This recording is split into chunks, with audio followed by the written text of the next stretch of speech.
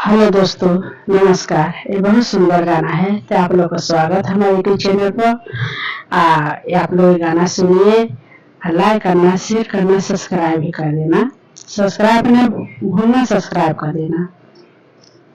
घरवा के कारण कारवा दुल्हनिया दिन भर मोबाइल के वीडियो बनावे।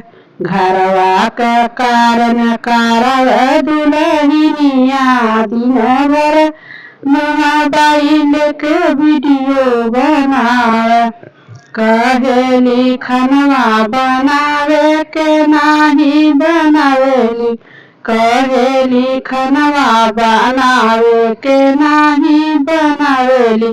कहेले हमारे सिर में बहुत दर्द होता बा, कहेले हमारे सिर में बहुत दर्द ही होता बा। घरवा के कारण करवा दुल्हनिया मोबाइल के दिन वीडियो बनावेले।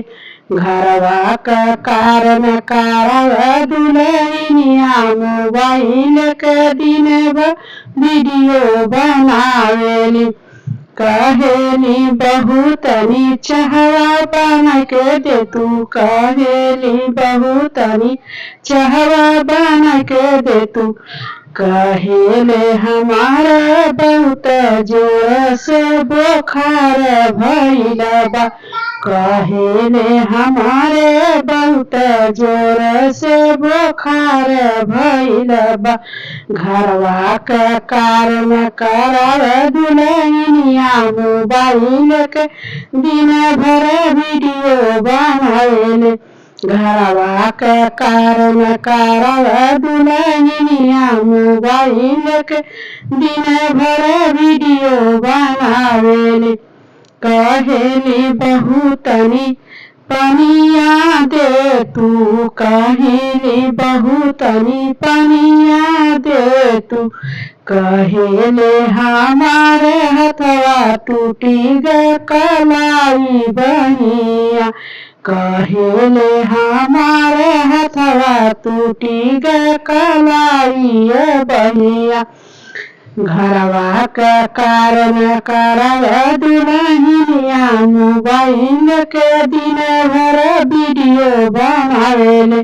घरवा के कारण करव दुल्हनिया दिन भर मोबाइल के वीडियो बनावेले। बहुत नी हमारा बिस्तर लगाई दे तू, बहुत नी हमारा बिस्तर लगाई दे तू। कहेले बिस्तर नहीं लगाई बे टूट गईल हमारा टमरिया, कहेले बिस्तर न लगाई बे टूट गईल हमारा ही गोरावा। घरवा के कारण करव दुल्हनिया दिन भर मोबाइल के वीडियो बनावेले।